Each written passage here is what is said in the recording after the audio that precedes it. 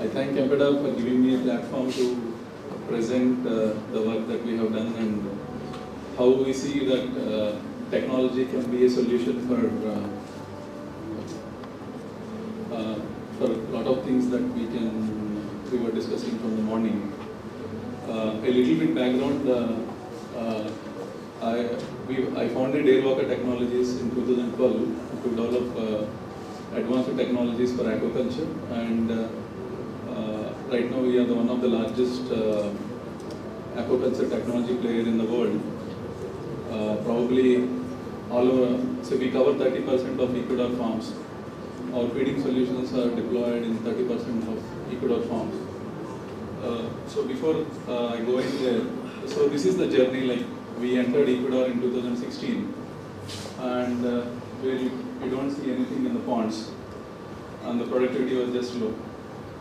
So that is the picture in 2022, wherein all the ponds are equipped with technology which assisted them in improving the production.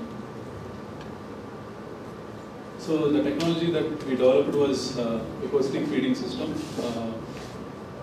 It's like it feeds the shrimp only whenever they're hungry. You don't need to feed it like 4 times a day. The feed is put into the feeder, and whenever shrimp is, we have sensors and technology to identify when shrimp is hungry.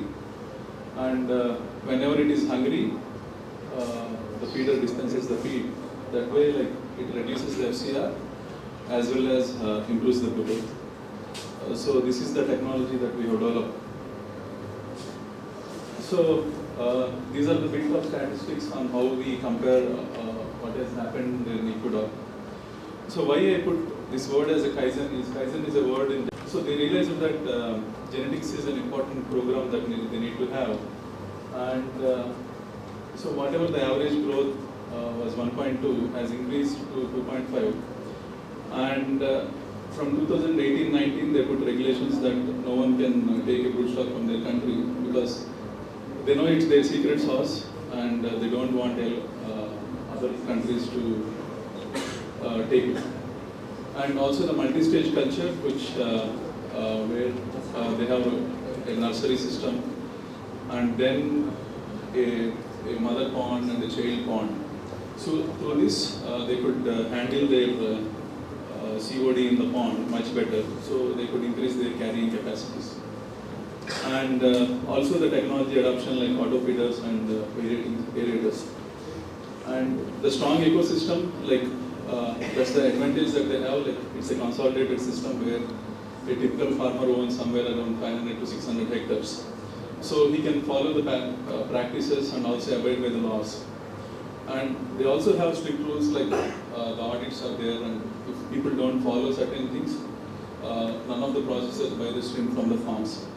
So that is the reason why they could also can't think on the negative part of it, so they abide by the rules. So it's also not about producing the more shrimp and how do you market the shrimp in a better way. That is the reason why they started this sustainable shrimp partnership, wherein, say we talk about antibiotics, but they have developed genetics which are disease resistant and tolerant. So they don't get to the case of using any antibiotics, which is their secret sauce, and they are marketing it in a much better way to compete against other nations.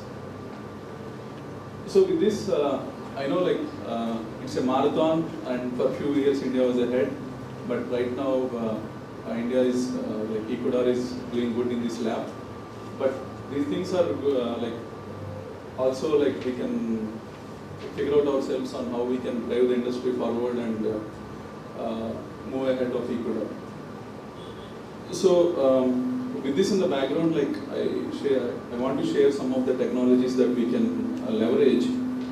So typically the breeding programs take a lot of time, but with advancements in AI and CRISPR technologies and genomics, we can develop breeds much faster. It's also, as India is a diversified country, we have high saline areas, low saline areas, and high temperature zones, and low our temperature also varies drastically. So this is where we can develop our own genetics, which are tolerant to various water conditions and temperature conditions and also disease resistance. And SIBA is already doing this work. Probably we can leverage also international experts to drive this program. Ecuador also in 2018 they got expertise from outside world to improve their breeding programs. And other thing is, say right now we are buying, farmers are buying post-harvest, but they don't have, say they are buying it, but say when we are buying something, we want to know the quality of it. So we need to provide them with assistance to see how is the uniformity of PL, and this PL consists of any diseases or stuff. And the other point is, once we develop shrimp genetics, it's also like we need to have a traceability or a blockchain to know like how it is performing at the end of in the pond. So unless we see the end result, this will not be a successful program. And insect meal, this is a new thing that has come up. So insect meal, it's basically whatever the consumer waste. Using black soldier fly, it can be converted into insect meal, which can be used in as a replacement for fish meal in shrimp feed. So this helps us to produce shrimp feed at much lower cost. And as a country, we have a lot of food waste, and we can convert that food into protein and use it. And also, like we can also earn export revenue by selling the fish meal to outside global countries. The technology has advanced a lot, and from morning we are talking about monitoring of shrimp diseases and aquatic diseases. So right now, I'm also a shrimp farmer in Guntur, Andhra Pradesh. If I get a disease, I don't have any solution. I call some 3-4 guys and take a cocktail of all the solutions and put it. So probably, so that is the state it is, but probably say we have good scientists and community, but they need good data to improve and give good practices to the farmers. This will help to digitize all the aquatic diseases happening in each geography. So we'll get the list of diseases, and once the scientists suggest some protocols, we can see if that is working or not. And so also water quality, say technology has improved a lot. So I would say it's like we can put a drop of water, and the farmer should know what is the water quality level, what is the water quality of his pond. Say, I would say a case of a typical farmer, like I have one of my friend who cultivates Vanami farming in Tungabhadra region.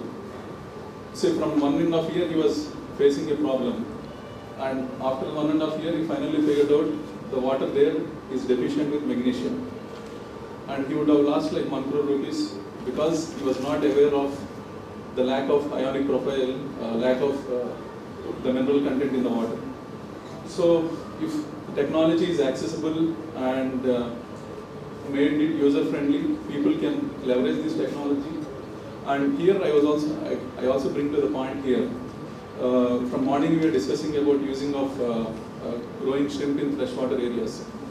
So, and we are saying farmers are dumping more salt in it because shrimp requires few particular ions, and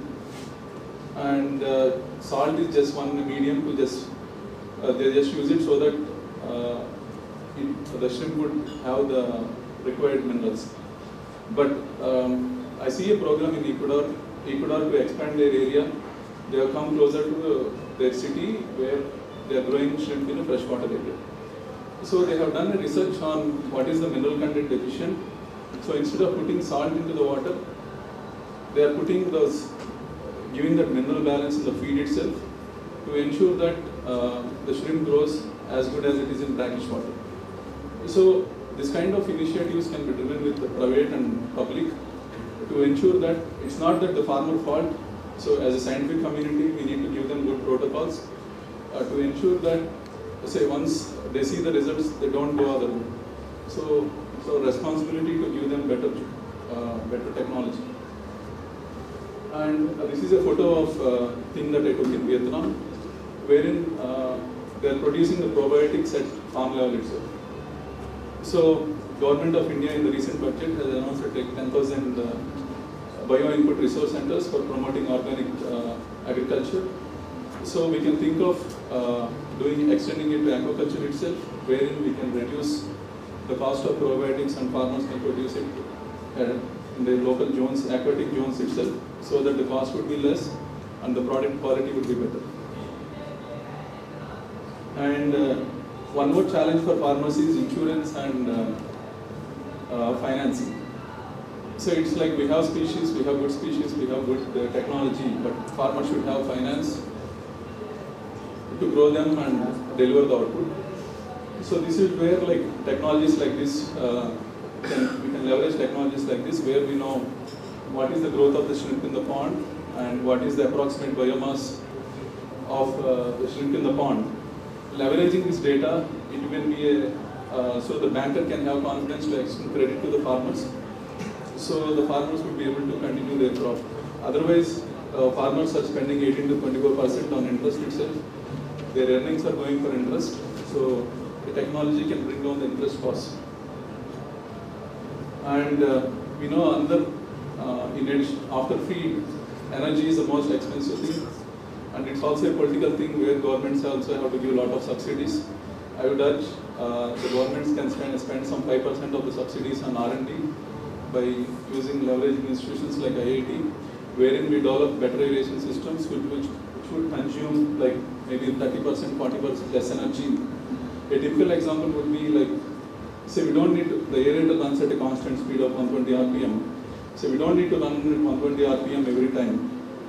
So leveraging the advances in electric vehicles, so we can run only at 60 RPM during the daytime and only maybe in the midnight whenever it is oxygen is low, we can run it at like 120 RPM. So the power consumption would be less. And it's also the oxygen, say in a typical pond, it's only 10% to 15% of the oxygen is used by shrimp. The rest of it is used for COD to decompose the feed waste and things. So in conjunction with a efficient aeration system and bioremediation, we can reduce the COD in the pond so that we can produce shrimp at low energy.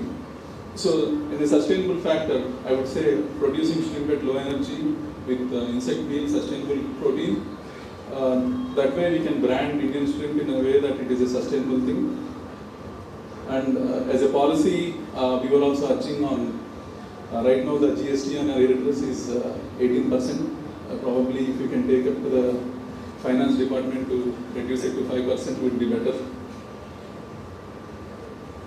And this is the latest technology coming up. So it is all like micro, how do we produce, process our fish or shrimp at the farm gate itself. There are companies working on it. So it fits in a 40-feet container. So the shrimp can be processed and IQF can be done within a matter of 15 to 20 minutes. So this helps maybe in states like Haryana and Punjab, wherein when they don't have market access facilities, they can, after taking the harvest out of the pond, they can freeze it and put it in a cold storage. So as a farmer, I am also, when there is an emergency harvest, I am dependent on someone to buy my produce. And I tend to sell it at low price, whatever he commands.